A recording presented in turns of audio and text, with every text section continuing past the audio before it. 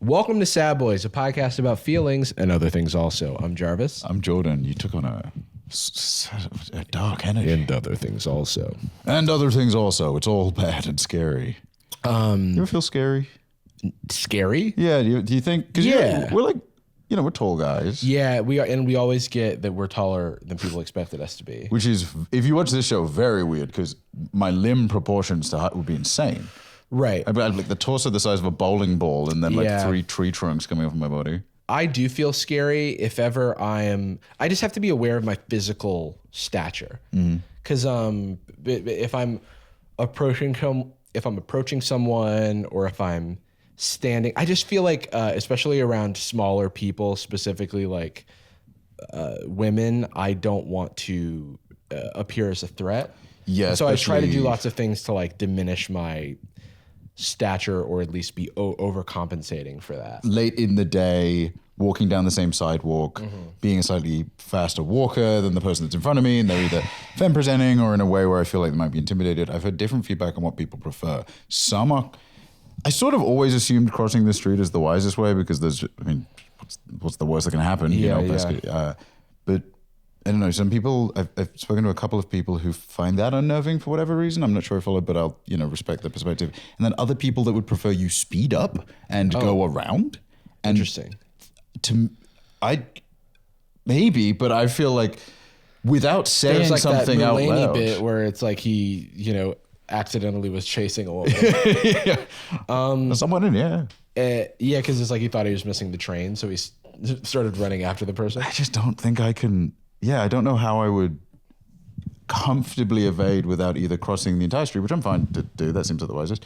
Or again, I've had some friends say like, well, if you just say like, oh, excuse me, or like, if I said excuse me to any stranger, I feel as though I'm suggesting they talk to me. I'm like trying to slow them down, accost them, right? Anastasia, now you again are off screen by request. Do you want to weigh in on this? Yeah, Your request, not our. Should be clear. Yeah, we asked you.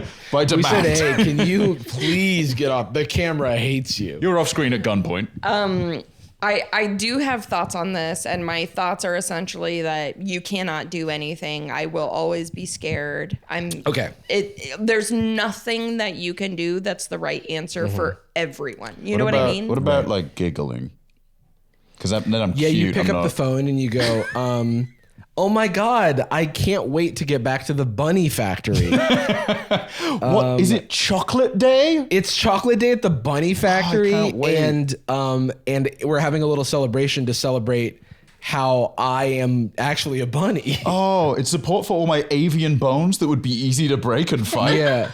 Oh, and I'm Let's go. so weak. What's that, Doc? I'm brittle. I have glass skin and avian I have bones. glass skin and bones and avian bones, and if I trip, so much as trip, I'll burst into flames. A wizard's curse. I definitely do that. Like if I'm alone around a woman I don't know, I like to change the way I like hold myself or talk. Yeah. To make sure to like, I don't know, kind of a virtue signal that I'm a safe person. You know what I mean? Yeah. Not that necessarily means I'm a safe Of course. But the thing is, it's all about perception, and you don't, and understandably so, there's going to be a lot of people who just like see a man as an imposing figure who is scary. And I totally understand that.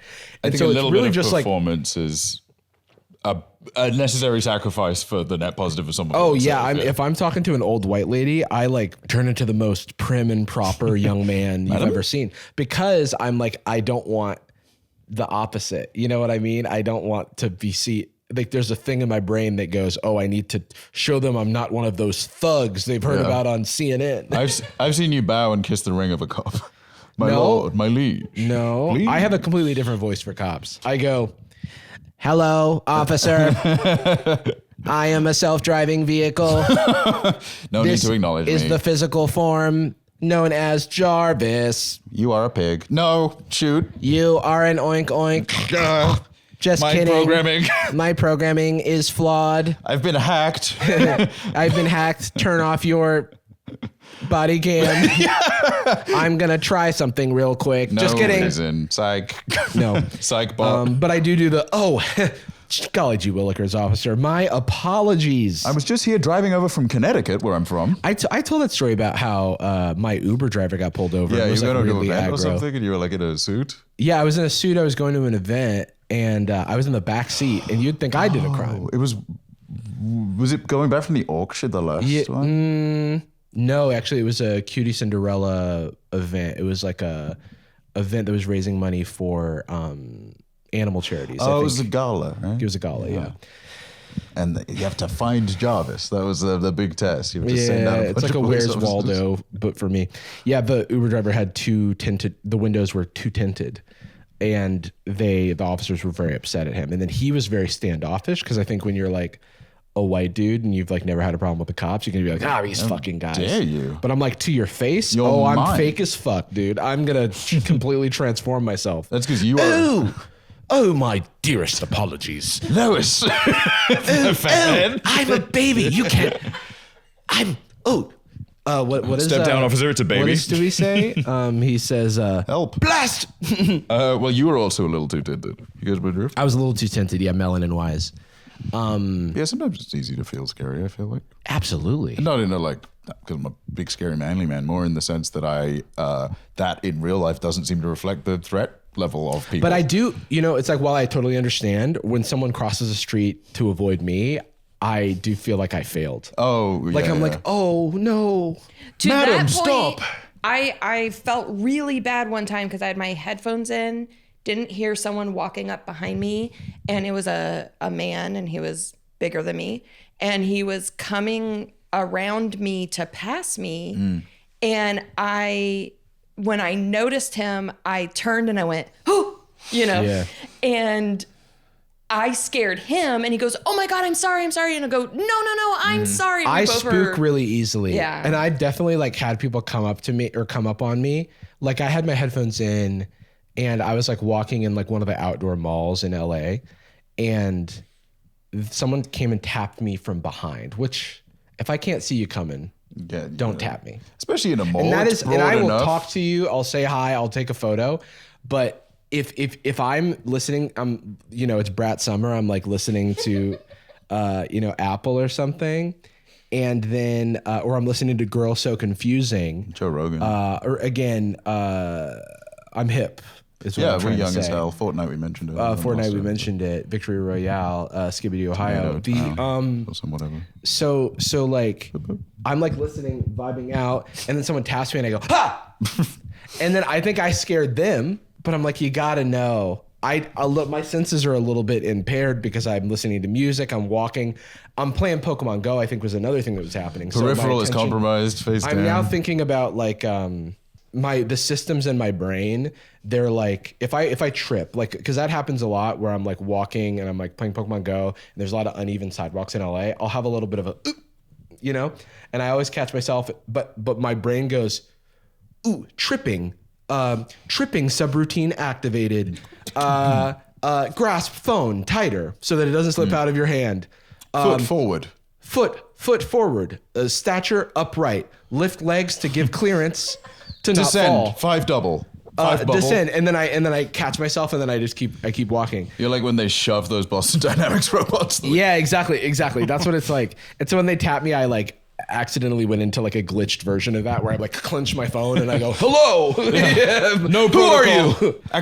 Unknown protocol required. Unlocking a part of your brain only meant for combat. Yeah. But, I also get it. But I'm easily spooked as well. So I get why anyone would be easily spooked. Real quick before we get too deep into the show, just wanted to throw this out there for anyone who's curious. There's been no one who's been reaching out to us about this, but just wanted to go ahead and say, especially because we've been recording a lot of Sad Boys because we have some travel coming up and we might not be available to like have a hot take on every current moment. Right, yeah. But as this is coming out, there's been news about Ava Chris Tyson and their associations with minors. Cut and dry, disgusting. And there's also been resurfaced podcast clip of Mr. Beast saying disgusting things about Bad Baby, right? Yeah, inappropriate at best, scary at worst. Who was 14 at the time. Yeah, which I guess around around the initial Dr. Phil notoriety, whatever you want to call it. And Mr. Beast was 19, so an age enough to know that that's inappropriate. So again, we're not running defense for any of these people, regardless of their stature or their identity. People, no matter who they are, can do bad things, and that is what's happening here. So I just want there to not be any doubt. And this is very fresh at time of recording, so I'm sure even by the time we upload, there may or may not be some development, or at least the zeitgeist will pick it up a little bit, and maybe something else is revealed. But though also, I don't know. We can just talk about it not to cut this out because I don't know how much I want to introduce it as a topic.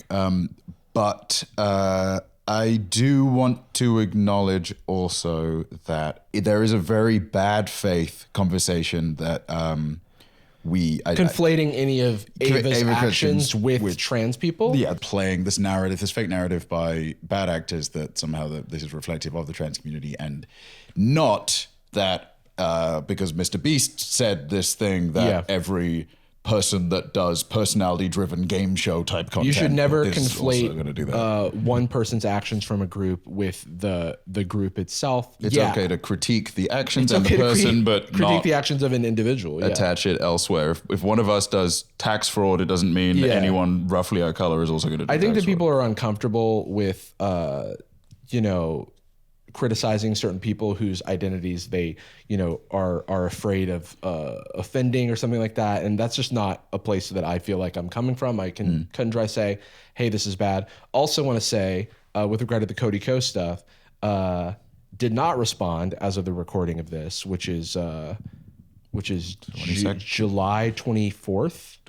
July 24th, 2024, has not responded, but has gone and done a oh my God. DJ set at the Encore Day Club in Vegas, where among other things, he came out and performed a remix of Sorry by Justin Bieber. Is it too late now to say sorry? Which is just, I don't have to go into why it's stupid, bad, and dumb.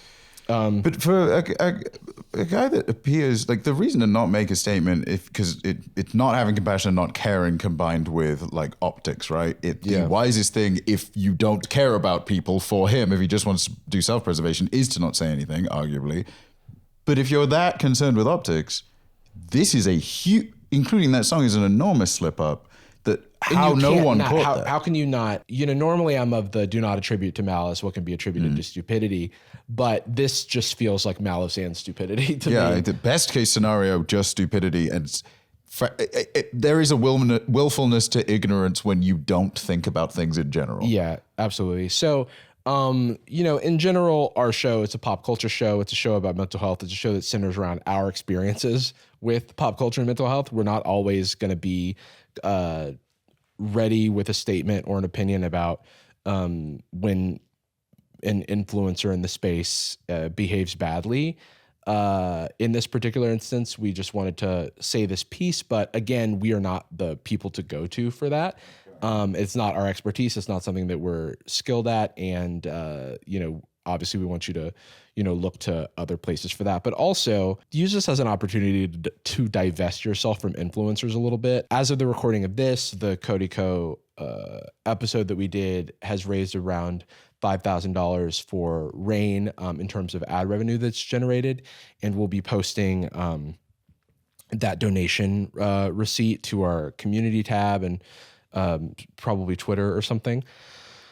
But one of the things and the reasons that we didn't initially want to talk about it was because of how many views and how beneficial to our careers it would be to lean into that drama. And that's part of the reason that we don't. Another thing is we've had a lot of people praising us. And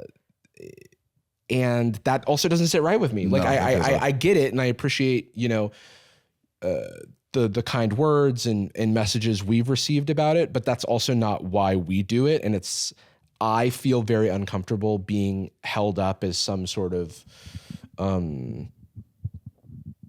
something more than what I am, which is just like a guy. Yeah, and I also don't like the implication that other people that we're an exception to a bad rule. Like Yeah, anyone one not of the weighing good in ones. has It's like something we will inevitably slip up. We will make mistakes. And it always worries me a little bit when I see people essentially rebounding from their air quotes comfort creator or bias or whatever.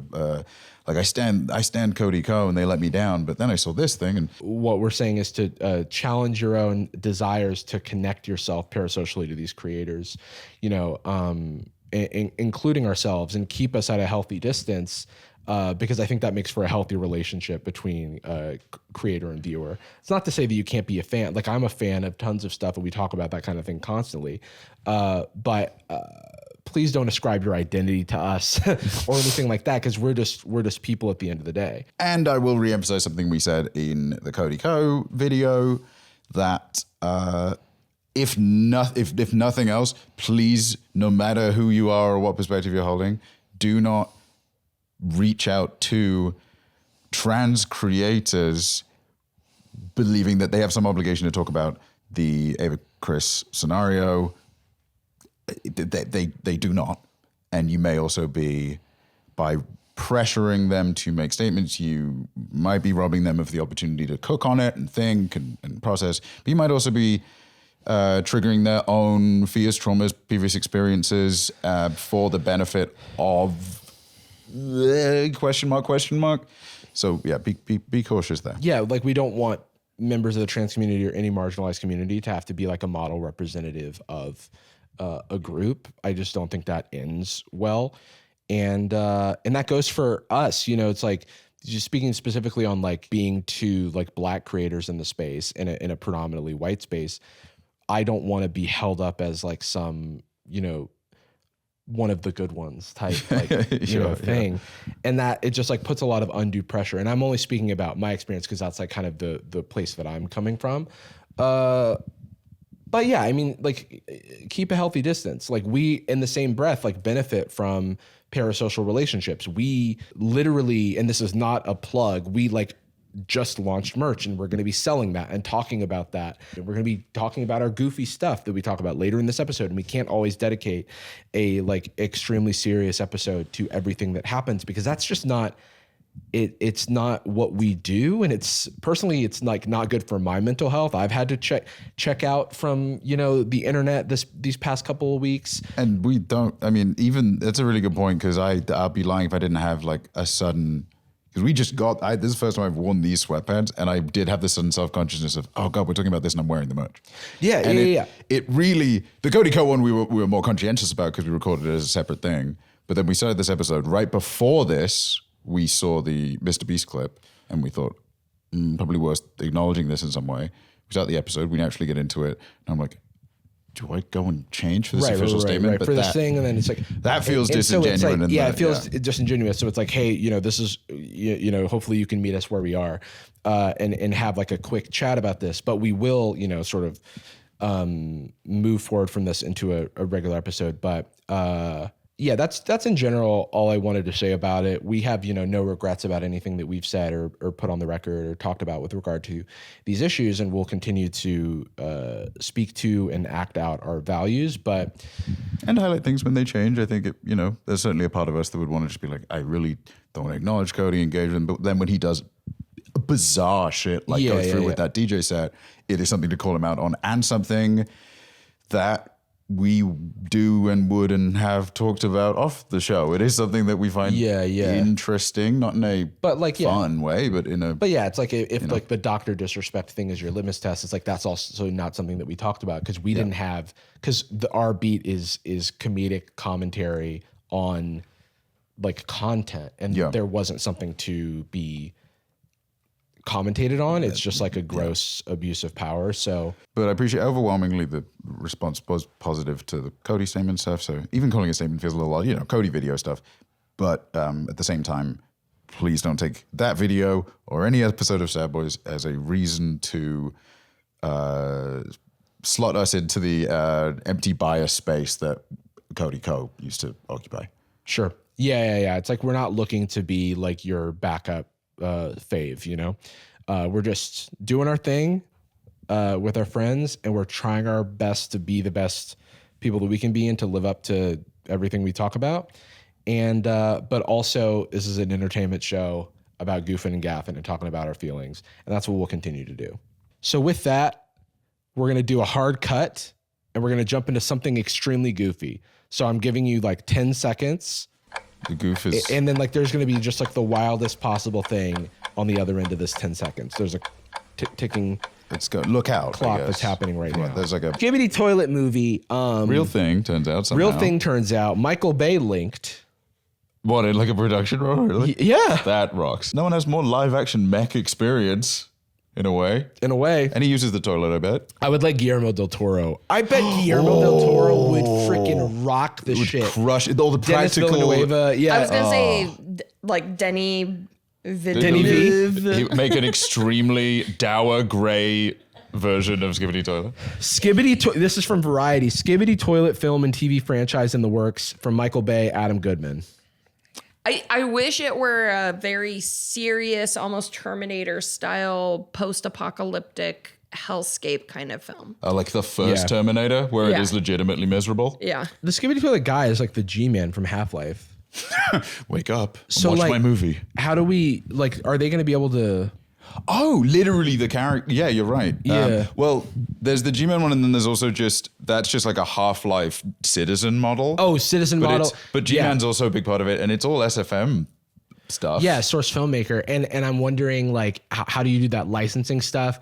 Would this be the first time that, like, Half-Life Media is committed to, like, traditional film or TV? Yeah, it's funny that this is the most activity for the Half-Life franchise in 18 years. Yeah, is this a licensing situation? Is this they need to completely move away from all of the derivative IP? I don't know. Is this Half-Life 3? Does this happen? Does this even get made? I don't know. But Yeah, this does actually tackle kind of on the thing we said about Hawk Tuah Girl, where Yeah. it's like, okay, everyone has these conversations after something happens. Everyone sees the scale of something, and the first thing Hollywood people do is go like, adaptation? Is that what yeah, we want? also, can we do a quick check-in on Hawk Tuah Girl? Can we go to Google Trends and then just explore? All right, so... Oh. And so then... So this is the past day. So let's go to past 90 days. Very little So up here we until go. it happened. So we are currently experiencing a return to normalcy for Hawk Tuah in terms of interest. And Understandably peaking in West Virginia. I just want to make sure that Hailey, the Hawk Tuah girl, is okay. Is she but love. thriving? I want her to be thriving.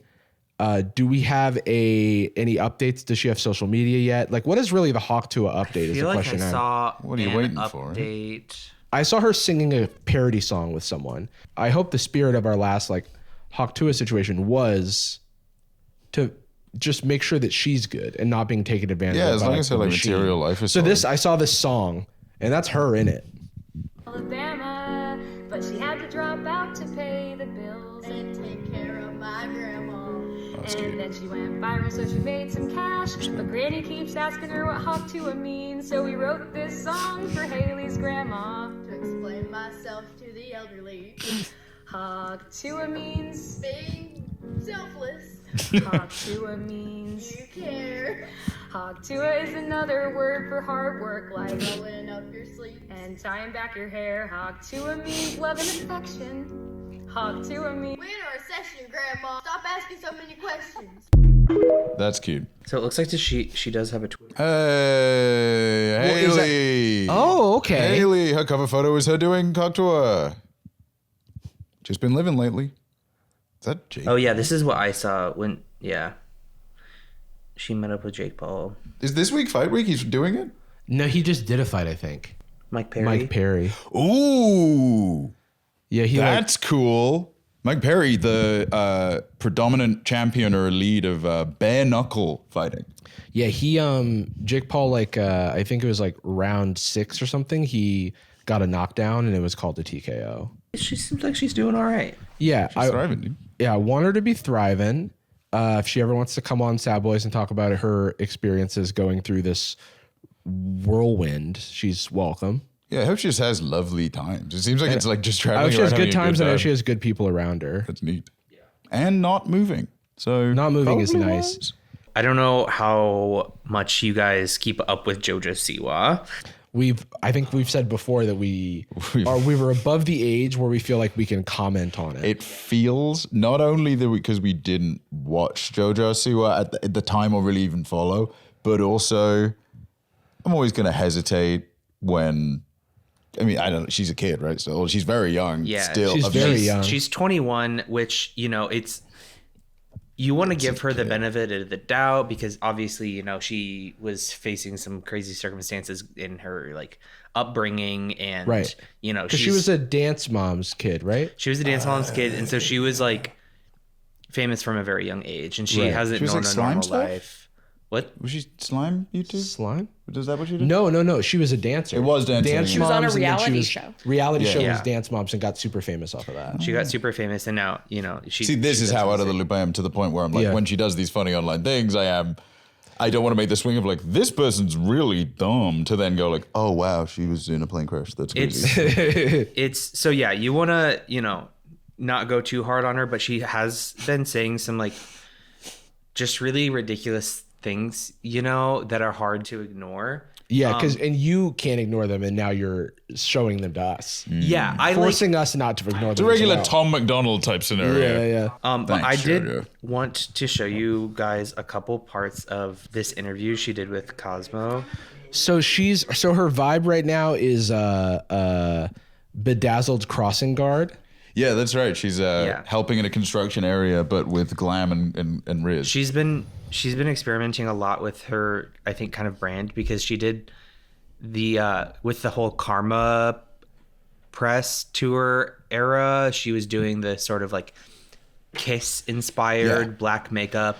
Right. Can we just say Karma is on the record a personally prefer the Brit Smith version, I can't deny it's a good song. I immediately do have the melody in my head. Yeah. And I know the dance beat for beat. I dislocated my arm doing it. Yeah, I've been doing it nonstop. It's my main form of cardio. So the intro, I think, will give you a good kind of like vibe on what this interview is. Hey Cosmo, I'm JoJo Siwa, and today I'm gonna be going through some famous scenarios and letting you know how I would handle them. Is that what this is? If it were me. Dude, Okay, that's interesting. I just gotta say, the velocity that the internet is throwing out these kitschy game type interviews is overwhelming to me. It's always something new, and they are always too long. Yeah. Like that internet search one, you can always see a breaking point where, like Pedro Pascal or whatever is like, oh, there's another board. Okay. Yeah. Okay. The ones that I love though are the ones where it's like puppies. They just like bring out a bunch of puppies. yeah. It's probably rejuvenating. Yeah, because I want that experience. Like I want to hang out with a bunch of puppies. They can piss and shit on me all they want. And then I want like a very strong shower/bath combo. Yeah. And then I'm down to do another like. I'll answer any question under those circumstances. Now you have to try every Moroccan snack or whatever. Like those ones have. The first set of scenarios are all based on pop culture. In season 2 of Grey's Anatomy, Meredith Grey famously begs Derek Shepherd to Pick me. Choose me. Love me. Is that where Pick Me comes from? Yeah. Okay. Really? The like Pick Me Girls. Yeah. Yeah, It's based yeah, on yeah. Meredith Grey. Is that in that clip is she being like, let me hang out with the guys. I'm just one of the boys. What is it she's saying pick me for? I assume it's surgery. It's in a romantic context because Okay. her. I would tell Meredith to just follow her heart and feel exactly how she's feeling. And if she has the balls to say that to him, girl, if you can get McDreamy, do it. Do you have an opinion or take on Pick Me Girls? I don't like when people do things for attention. Oh no. This face too. that's the part that I was like, okay, Jacob? JoJo. Me personally, I guess I don't like judge people as much as you do. I hear that. I'm like, I absolutely do things for attention, like, or at least have. I think it's a human nature. especially when I was 21. Well, I was gonna say, I was thinking about when I was 11, but there's no reason that I have a Stewie Griffin impression except for attention. Oh, dude, press a Frank for me. I think everyone, to a certain extent, does things for attention. I think what's cringy about it is saying, I don't like when people do things for attention. You know what I mean? I know what I mean. I know what you mean. I mean, that in itself is kind of like a pick me kind of I know statement. it's very Like, interesting because It's a signaling authenticity virtue. based on the statements that JoJo Siwa has made in like full Kiss garb. Yeah. It is very interesting. And just like the literal statements where it's like, no one's done this before. Right. We're really like breaking new ground. I think we talked about it a few weeks ago about for some topic on the show, and ever since I've kind of had my mind stuck on like the value we place on authenticity for arbitrary things. Like I think it's important to be authentic when you express your values or principles, and because then you actually follow through with them. And it can be toxic to be the person that's lying about an idea, but Right. you know, I think it's important to be authentic when you are trying to help someone or actually present yourself in a emotionally sincere way. It's important in relationships. There's like authenticity and truthfulness, all very important things. I never really thought about it before, but I do think there's a little bit of almost like religious deification of authenticity that doesn't really matter. Like when people say like, oh, your accent's changed or something like that. First of all, it's never people where I'm from. It's always Americans saying it. Right. It's like there's a superficial version of authenticity. And I feel self-conscious about it, but I also It's about think, whether something feels authentic versus actually is. but also, who cares? In theory, I do care. Like it would bother me, but I know that thinking about it now, it is kind of arbitrary. And if someone is, being a pick-me or whatever, that seems like the kind of thing that is only ever policed by other people that may have done the same, or it's like the foundation of cringe is self-consciousness, right? Otherwise, it's just laughing at something. If you're cringing, it's because you're like, oh, I remember when I would have done that. And stuff like pick-me girl stuff, I don't know. Like maybe I'm speaking too broadly. I feel like it's only ever women in my life criticizing it. It does not feel like something that Okay, so there are 3 men present here and 1 Anastasia. No, stop. No. Not now. Later. nice You try. got I it. dodged it. And I want to ask you, Anastasia, but you're not speaking for women. No, I'm at only large. speaking for my own experience. And you are off screen by choice. And you are off screen by choice. But I do love how many unspoken people. We've got the intern who is also like chose that name for themselves, but it seems like it's a way to like diminish, diminish their work because they are not one of us. And then also they are non-binary, so it's like we're not referring. You're not hiding and No we're not part of hiding this is anything about them. deliberately Yeah. concealing them. And then there's if Anastasia and when they choosing would want to be to on- people publicly involved, we would. Yeah, be on of board, course. But what I was gonna say was, in my experience talking to my female friends, the pick me thing is it's like a are you a girl's litmus test type thing, where it's like, it kind of feels like it's, oh, this person is performing for an audience of usually men, compromising their values for that attention. And I think that in my mind is what a pick me is, where it's like, I don't care about, I just want to be chosen. And so when we see those like grifters who are like, ladies, you've got to get married and have babies. That's the only way you'll have value. Why do you have an Instagram? That's, Or like Pearl, just Pearly things is like a pick me, because she literally has a quote where she's like, well, of course I'm a pick me because I don't want to not be picked. Yeah. So I think there's a key, But then says very dangerous things. Sorry to talk over you. Just give us a second. there's a key thing in your explanation. Like your explanation's correct, but the key element in all of this is putting other women down. Like, Yeah. I think if you want to compromise your own values to cater to men, great, do that. Like, fine. Don't put other women down for not doing that. If the value you're compromising is being misogynistic. Yeah. So if you're like for me personally, there's like a kind of law in my brain that I live by that I don't compare myself to other women. I don't compare other women to each other, because that's how we get put down. And so I feel like the whole pick me thing is like truly only bad because it makes other women feel bad for being who they are, right? Yeah, exactly. Like, Oh, sorry, go ahead. well, I was going to say, when I was young, and I think a lot of women go through this when they're very young, they think, I'm not like other girls. I'm cool or whatever. Right. But for me, it was because I literally didn't want to wear dresses or kind of present femme. And so for some reason, like, that made me think like, oh, I'm cooler or better. Sure. Instead of just being like, this is just who I am. I don't have to compare myself to other girls. I guess you're doing a literally, do not pick me, do not talk to me about this thing. I'm not like, I don't want to. It's like when, often conservatives, but like people online will be like, everyone's always talking about these pronouns. Like, you're always talking about these pronouns. Yeah. So you don't need to point me out. I'm just trying to do my one thing that I did, because like my perspective just from like racially, when I was a kid, when I had the random podcast when I was 14, there's a few bits that I don't usually play when I'm like talking about that, where like I do like a stereotypical black character.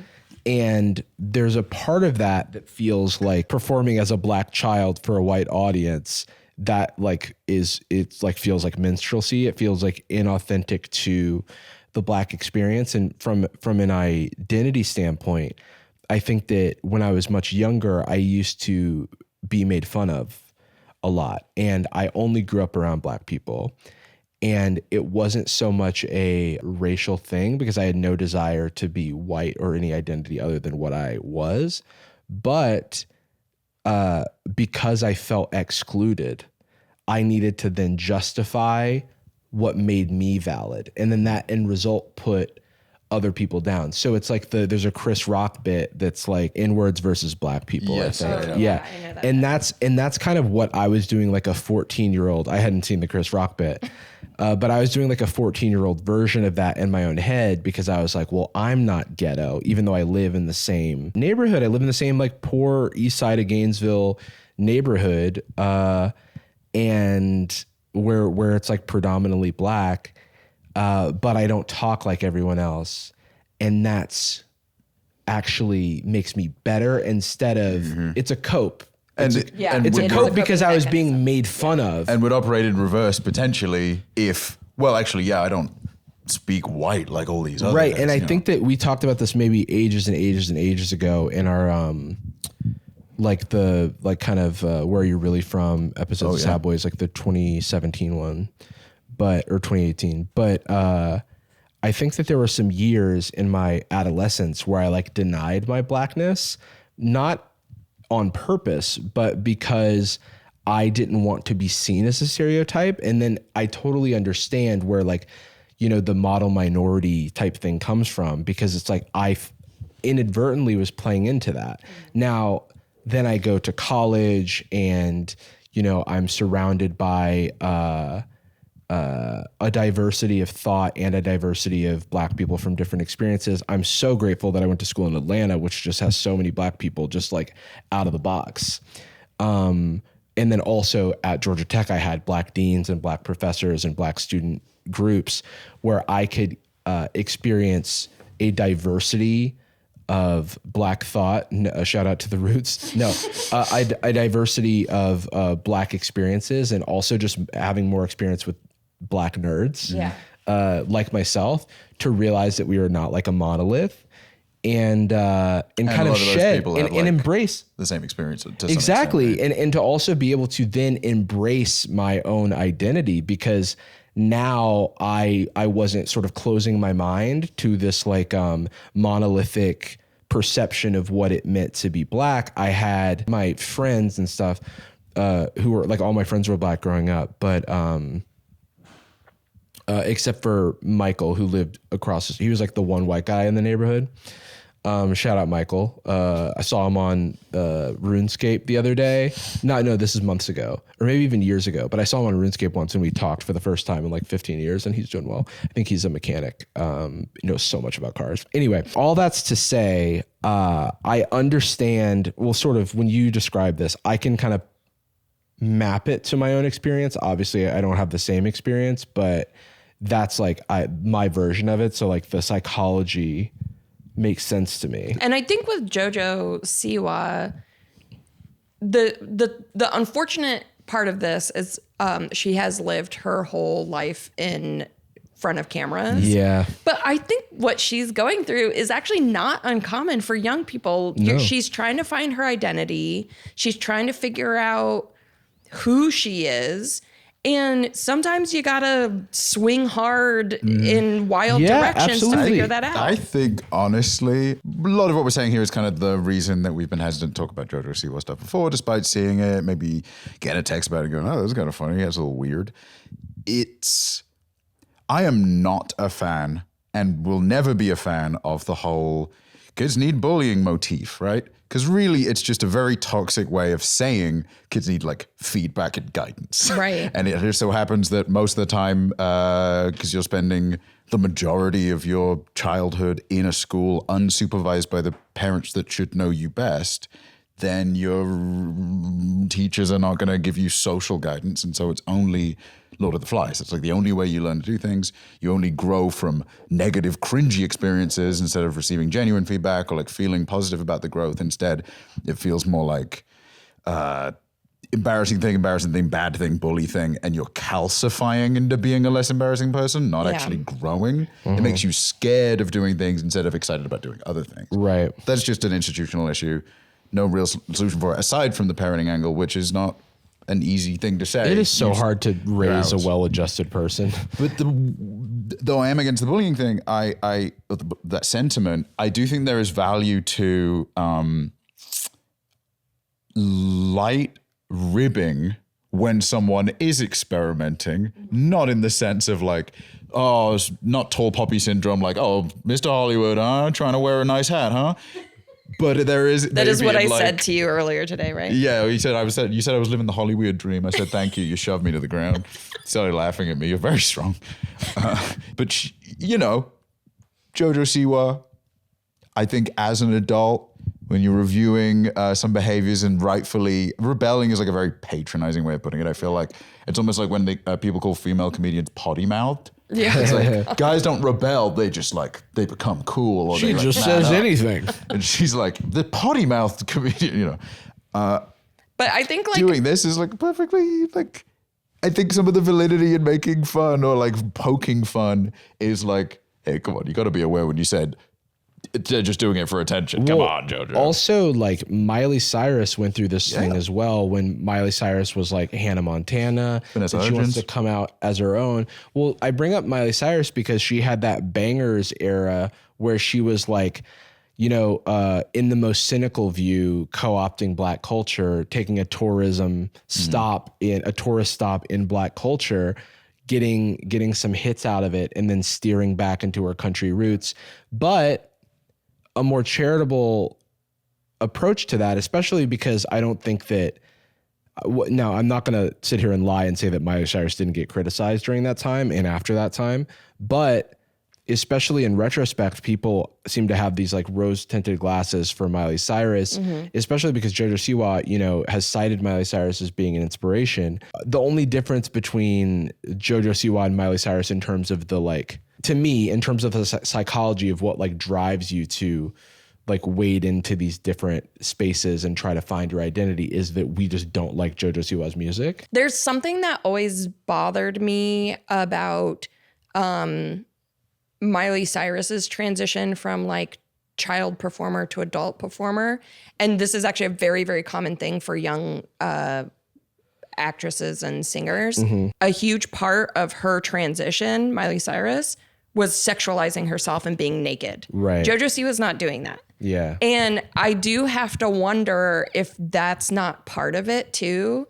Granted, the critique of JoJo Siwa is like, she is trying to be adult without being sexualized, without being nude. And that's bothering people because it's not the progression that they would like to see. I understand there's other stuff bothering people. Like There's other like stuff, for her saying She says something, funny stuff. I mean, saying, you know, I don't like when people do stuff for attention when she's very obviously doing stuff Saying she that might created gay be for pop. attention. Yeah. saying you say create a gay pop, hilarious. Especially someone who is a performer, someone who is actively trying to sell records. And when someone looks at you with a straight face and they're like, no one's ever done this before. And it's like, you're releasing a song that was quite literally written 15 years ago. Yeah. That was literally done before by someone else. And then to the point where they released the music, it just kind of like defeats this entire narrative that you're trying to present. But maybe part of the problem is just that she doesn't have a good team around her who can help her Well, with this sort of thing. My cringy, the equivalent of Pick Me Story and the your experience with doing the minstrelsy you're talking about is like, I grew up in a white town, a vast majority white town, and a big portion of my, you know, I wanted to be funny. I didn't necessarily want all the attention from everyone, but I wanted to be known as that to a two-dimensional degree. When you get a little older, you maybe hopefully realize that you can have both. You can have a good time with people, and your status as funniest or second funniest or whatever does not have any impact on your well-being or what you can express to people. But I was so obsessed with the idea of ingratiating myself through being funny because I was quite, you know, I was deflecting with humor, not just because guys do that, which plenty of people do, but quite literally because I was just like very self-conscious about the idea of somebody seeing me as other because people had for so many years, because literally I was. Or fetishizing, me like, can I touch your hair, blah, blah, blah, blah. I lent in so hard when I was like 15 through 17 with a specific expanded group of friends, anything where it would be people at house parties that aren't my closest friends, but friends of friends, people I see once a week or whatever. I leaned so hard into referencing my blackness or like saying, aren't you racist or something? You know, like bringing that in, doing a voice, which makes no sense. Like it doesn't make any sense that I'm doing African American. You know, I was leaning into it and then somebody, I can't even remember who it was. I just remember it's somebody I didn't like said to me. So I didn't metabolize it very well at the time, but over next year or two, it hopefully kind of it eroded away at this bad habit, which was somebody I barely knew, somebody that I had not super gotten along with in the past. They specifically said like, oh, you're the guy that always just does racist jokes, right? And I went like, oh, I barely know this person. That is the minstrel aesthetic I'm building for myself by choice. This was never a demand from anyone. This was me telling myself, I'm just going to be one of the boys, you know what I mean, by doing this. And I don't imagine he listens to the show. This is a different guy, but there's a friend of mine, another light-skinned black kid, the only other one in the extended friend group. And I do think, I don't know if this was a mutual thing, but I do think I was resistant to getting especially close to him because it felt like he was occupying it's that Key and Peele sketch about the acapella group. Yeah. Wow. And it's like, hey man, we already got one of those. Like, what do you think you're doing, nigga? yeah. Exactly. I got a little obsessed with that, and I do regret it because like he absolutely was just a light-skinned Dragon Ball black nerd, and we and it's like we should be fusing. We have to work together. Yeah, but that feels like such a normal part of growing up to me, and it just sucks that she's doing it in front of cameras. And I always think this. I've said this before, and I'll say it again. Whenever people criticize rookie basketball players, I'm always like, you have to remember this is a 19, 20-year-old kid. Sometimes like, 18. Sometimes 18. Like, this is someone... Their entire life has been playing basketball. Yeah. And they've got their entire life. They might be playing, in LeBron's case, for another 18 to 20 years. Yeah. And doing way more embarrassing things. Yeah. Thinking about the things that I did when I was 19, you know, I was figuring out who I was doing cringy stuff. I am certain of it. Oh, yeah. Oh, I saw you. Anastasia you were doing a lot of racial humor. A lot of Cuban riffing. Yeah, I was doing a lot of racist jokes against Cubans. Ooh, that's more law. I don't know if people know. I wasn't doing that. But before we started recording, I did say I can't do my mom's accent. And that's probably a good thing. Yeah, I shouldn't. I shouldn't do it. Yeah.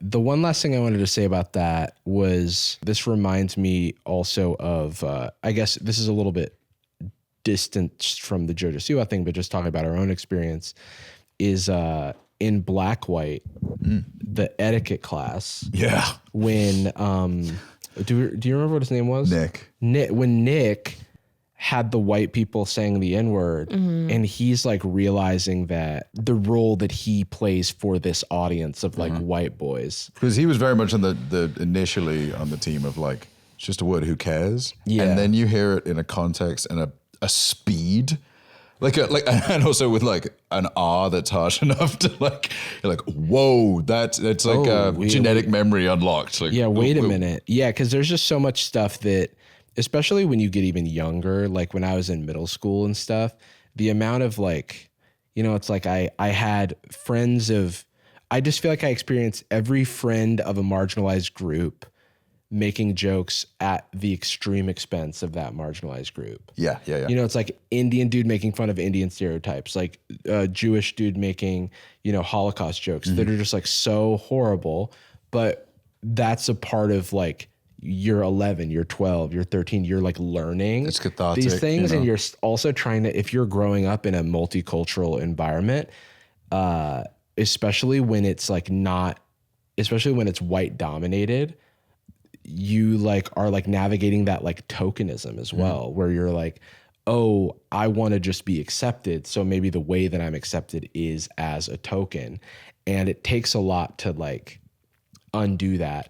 And there is a value in artistry to use it as an adult and onwards. And like, so much of the conceit of like, there's tons of sitcoms where the joke is at the expense of someone doing that to themselves or or is through a lens that only someone with a tokened experience can write about. That Key and Peele sketch can only be the result of two guys that had performer experiences, were in improv, were in those, But like the sketch would not work if the end of it, the joke was, you really just shouldn't have any black guys in here. I think that like that Key and Peele thing probably comes from these two black dudes doing improv with a bunch of fucking white guys. And on Mad TV or whatever. On Mad TV where it's like they probably got linked together and I don't know if they resented each other at any point, but it could just be the other light-skinned Dragon Ball Z fan type situation. Oh yeah. But yeah. One thing I just remembered from that Black White episode that you guys did, which everyone should go watch those. Your words, not ours. No. YouTube You still videos. gotta watch the finale. One thing that's important about when Nick kind of started figuring out like, oh, maybe I actually don't like when these guys say the N-word. Part of that is because he could talk to his parents about it. Yeah. And his parents were so thoughtful and sweet and like defended him. And explain things in a way that he could understand. It's like having people that you can talk to about those things and who can not make you feel like a complete idiot. Because when you're a kid, that's horrible. Yeah, because you're like making sense of all of this. Yeah. And your parent, in this case for Nick, his parents had gone through that, and could kind of synthesize some of the like raw feelings he was feeling into like, here's what's actually going on. Yeah. So I kind of feel like that's key to this whole discussion, including with JoJo Siwa. It's like, you need that guidance. You need someone in your life who can kind of help you figure out identity stuff because it's hard. I'm very thankful to my mom, especially. She was like, I remember there was one time I was like 5 or 6 or something, and it was like one of the first times I really saw her cry, and it's because I said I wished I was white. And that was purely circumstantial because you're a kid and you just want as little friction as possible. Absolutely. You don't know why things are happening. You don't know the context of it. What you want more than anything is to go play with your toys. And you want to be left alone. There really was no way to avoid that. It was more the environment, right? But my mom, I think, was very wise in that she didn't just encourage like accepting myself for who I was. She was also very conscientious, not just like the black Anglo-black experience, but she was also like gave me a heavy emphasis on my dad's culture because, he was back in Kenya before I had much of a brain. And so it was experience of like, no, you have as much as you want it, African roots. And if we go there, everyone looks like you. Like you're like, also I was, especially as a kid, I'm like very light skinned now, but that's just because I was a fucking nerd. I did not look mixed as a kid. I looked completely black. I experienced that as well, just like lack of sun exposure. Yeah. And so as a kid, I was like, there wasn't even the black vestigation element of like, well, is he as I got older, lankier, and lighter, it weirdly became more hateful thinking I was Middle Eastern. There's a lot of people being like, thinking I was a Middle Eastern immigrant. And when that started happening, I think that's specifically when I was like, no, which is equally negative. I no part of me should have been like, no, I'm not Middle Eastern. It was more because that was real hate. There was, at least in my town, it was more fetishism for Africanism because it was, kind of hippie town or whatever. But yeah, I think everybody has that experience to a degree. And I hope, or would hope, and I guess you just can't when you're famous and especially young, you just hope that not only is the team around are good, but that you just has friends that will go like, hey, that is so cringe. Yeah. Don't say that. I mean, I've never been more grateful that I like kind of started after I was an adult in like the public facing world. I do kind of want to know what the Gypsy Rose Fletcher part is. Yeah, that wasn't even the part I was going to show you guys, but that was just a random bit she was doing. What was the part you were going to show us? Basically in here, she says that, and this is something that I saw on her subreddit, people have mentioned she's said before. Oh, I've seen this before, yeah. But she has said that she wants 3 children named Freddie, Eddie, and Teddy, and that she wants them, because she's gay as shit, she wants them via surrogate, but all at the same time, but from the same batch, as she says, so that they're still technically triplets. That's potentially dangerous, no? And also just like gets into the weird like genetic morally, morally gray, like I don't want to adopt kids. Yuck, that's not mine. And surrogacy and like and so people are like, it like seems like something that someone like her would like be joking about, but she said it multiple times. And she said in this interview also, she says the interviewer asks her, so like, what if your like future wife doesn't like agree on the names? And she's like, then I'd literally divorce her. Like, oh god, I have to show you guys the new dance that she's been doing. Is that real? Oh, that's the tool. Oh yeah. Oh, she's also it looks like a dick and balls. Yeah. Second of all, it's tools. There's supposed to read.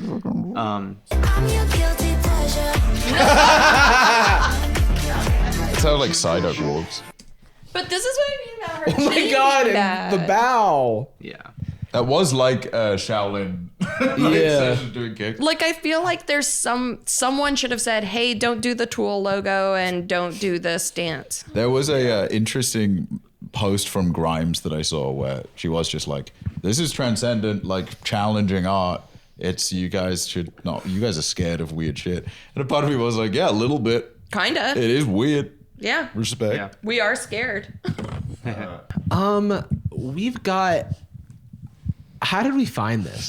So this is one of our lovely researchers. Shout out to Shannon and Hailey because they're awesome and send us so much good stuff. But anyways, they sent us this TikTok account that I was like I was having a hard time making sense of it. Yeah, like what's going on here? Yeah. Cadet Police Acad. God, that's a lot of text on that image for a symbol. So yeah, for context, as far as we can tell, this is some kind of, you can say it's some sort of an indoctrination thing. I don't know if I would say that, but maybe you would because it is. But this is a youth police academy training future cops. Is that what it is? Explicitly, or it's? I think it is. Yeah, I think it. They call themselves law enforcement education for youth. Oh wow. Okay. All right. Yeah, they're sorry. Oh yeah. The reason I clicked on this video is to go to their page. It's never a good sign when you just need so many words. Do you know what I mean? Like whatever your mission is requires so many adjectives and nouns. So they only have 1,600 followers, but a lot of their TikToks have gotten tons of views. All right, so yeah, let's go through the regiment, the itinerary, the syllabus. Yeah. Let me just, first of all, Jarvis, thank you for your service. Thank you for your, okay. Well, thank you for something. Thank you. You are not exempt. Okay, a bunch of kids having to do push-ups. Okay. Push-ups on the carpet. What are they saying? Left, right, left. Oh, they're doing marching, like marching language. I don't like that they're doing push-ups at all, and I don't like.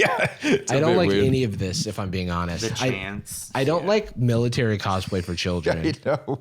It is such a... Because it's like, what is the goal? You could argue, you don't go to space camp to become an astronaut, but you do go for like a compelling time, maybe. Yeah. But you kind of are going to this to either join the army or the police. Yeah, right? you I feel like your parents put you in this. Yeah, there's a pipeline, essentially. It's you're there for an extended period of time, right? Like it is like a... I don't know. Yeah, I guess we're going to learn. If I go for one day and they make me do push-ups during lunch, see ya. Advanced felony stops? So now it's time to start training on the first day. Building searches. Building searches. Why do kids need to know this? Yeah, they're using fake guns in a sort of arrest situation. Yeah, you get a call about a black teenager having the goal to be outside. Oh, and they're doing the thing where you like get cover behind the like door of the car. It's cosplay a little bit, right? It's the Ren Fair for can murderers. we just cosplay something a little more fanciful? Yeah, this feels like it is training. It feels like It's training. It feels prepping them. It's a little like those like, and I say this quite literally feels like indoctrinating our children. Yeah, I mean, where what people, else? yeah, people yap online about how they're making the kids learn gender theory or whatever. I feel like I have a lot of issue with this because it's just like introducing like violence and. I'm like kids. I mean, I get playing like cops and robbers or whatever, but this is too. And it's okay watching an action movie or a cartoon, but this just feels too real. It feels a little like when there was a crackdown on representation of ads on YouTube, and now you need to disclose that something was an ad, and you needed the tags, and that became kind of normalized because everyone woke up or admitted to the fact that children don't have media literacy, and they literally think that they should buy Voodoo Ranger IPA because you had it. And they're like, oh, I guess he just really likes it. But there is no avoiding the fact that like they had to do that because kids can't separate fiction from reality. Yeah. When kids would play cops and robbers, they were playing, a cop from Looney Tunes. They were playing the Hamburglar as the robber. And this is like, it's almost like creepily mundane. It's like, here's what you do. You have to stop someone for a frisk. Here's the paperwork class where we learn how to file a police report. Now be careful, because if you disclose a little bit too much about how physically violent you were, you may compromise the investigation. When I was a kid, my dad was in the military, and me and my siblings played. Sorry, I had no idea. Me and my siblings would play Army, where we would like, crawl in the backyard and like pretend to shoot at stuff. You want a narrative for your play, right? Yeah. Yeah. And then when I was in high school, I told my dad, like, hey, what if I went into ROTC, ROTC, which is like the... Did they call it ROTC? Because I always heard ROTC or junior ROTC. Well, we called it ROTC. That's fun. Because you were in the know. A farmy brat. Yeah. So I was like... What does that stand for? Really? What did that stand for? Sorry, I'm yawning. I actually don't even know what ROTC stands for. Recruit of the... Reserve Officers Training Corps. So essentially what it means is you become an officer as soon as you enter the military. Jesus. Rather than being a grunt. A grunt is probably not even a nice word. I don't know. Yeah. It's like getting into defensive driving course before you get insurance. So, yeah, exactly. So I said to my dad, like, hey, what if I went into junior ROTC? So as soon as I left high school, I could be in the military and, have a job or whatever. And my dad said, don't do it. You wouldn't like it. And I said, okay. Yeah.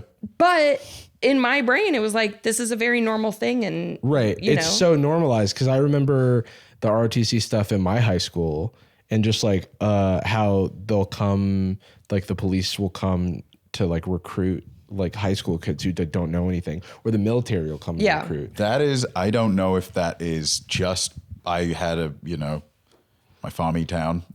Maybe we were just like the one is exposed to if it did exist, or if it is literally not allowed. But we never had any kind of like recruitment on campus or in general. Like not. I do think there's places where it's like not allowed. Not in America. It's always allowed like in the UK too. Like isn't it where like the military isn't allowed to do advertisements? You can't put ads on TV until a certain time, though I don't know if that's still the case, because there are like SAS ads, and those are like one way to belong.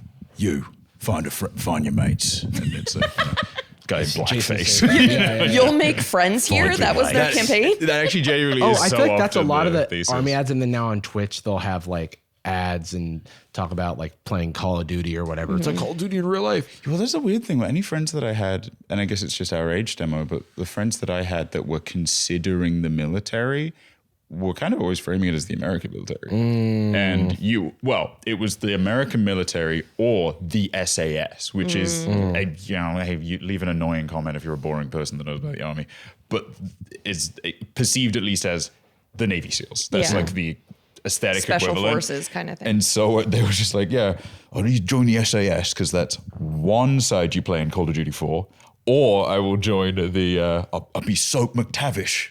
Call of Duty 4, anybody?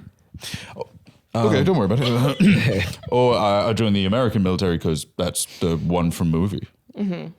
How's your week been? Good. Just good? It's been great. Well, what if it was just good? No, leave me alone. Sir, my day's been going very good, sir. Has anybody asked you that yet today? Sir, yes, sir. How did you answer that? But not a good answer, sir. Why not? Because I was distracted, sir. Distracted. Sir, yes, sir. What if you were on a job and got distracted? That wouldn't be good, sir. Dude, why are the instructions so sleepy? Yeah, what if you're on the job and got distracted? You look like you get distracted a lot on the job. Take those shades off, brother. What the hell? It's not the military, dude. I'm a little confused. I thought because this is just military. It's just like they're cosplaying. They're like excited to be able to. Yeah, they're LARPing. Do this. This is the scary one. With kids with all their face down on the desk. What is this related to? Basic nap time with spa meditation music. What is he saying? Is he speaking? No way. It's nap time for basic. So it's a bunch of kids. Is this what is down. this? This is so dark. Yeah, it feels like a Junji Ito manga or something. Their faces all meld. Practicing arrests. Word pressure, force your bad guy to the ground. Understood? The framing of bad guy too feels flawed. Yeah, there's a lot of that. Because the reality of these things is pretty gray. Well, that's why it's called arresting, not prosecuting. Yeah, it's like we don't actually know if they're bad until, innocent until proven guilty. And also like even framing it as arrest training and not like this is combat training. You can arrest someone without throwing them on the ground. It's just the optics of just like seeing kids arresting other kids feels like some Lord of the Flies shit. Yeah, seriously. Pop, shoot a shot. I'm coming in hot. I've seen so many officer videos and there's never one officer taking down another person. It's always like 10 guys taking down like a 14-year-old. Yeah. It's a guy falls out of a slide and they'll shoot it. And they're yelling, "Stop resisting," while he's like, "I'm hurt. I'm hurting." They're like throwing him out of a helicopter. It's not realistic. So then the adults of the program also act in these scenarios. So basically he's cosplaying someone having a mental health crisis, which is super cool. Trigger warning for that. Yeah. That's far enough. Turn your radios off now. Okay, it's a guy wearing just a bunch of tinfoil. To turn off. Do you think he's a robot? I am not going to tell you again. I am not going to tell you again. All right, you're just Get your hands off of me. What did he do wrong though? No, handling. Your hands out of your pocket, sir. Fuck. Oh right, because he put his hand in his pocket, so he might have a weapon. Yeah. Run this. Look at.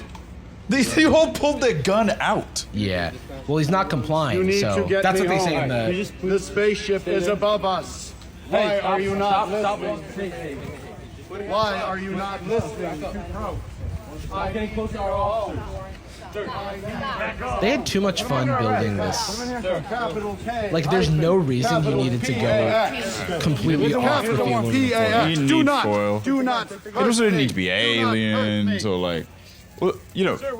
Oh, they're arresting him. Okay. Also, 'Cause of the why robot- do the they alien. need so many people to be That was- involved in that? What? How many cups are they putting on him? That's actually true. Real, yeah. Well, because it is just like, it's like a bystander bias or whatever kind of thing, where like cops just keep turning up and they're all just standing around going like, I guess we're arresting him with someone. Okay. Yeah, it feels like they're spawning in. They do. yeah. Look, you can either, it's interesting when, at what point the fiction and the fun comes back in, but like, you cannot have fun when you are talking about judo, but you can have a little whimsy when you're talking about somebody having a severe mental health crisis. Right. Oh my They're God. being silly. Right. No, it's very serious. You right and now. 300 friends. Yeah, it's very serious when I'm asking if you're having a good day.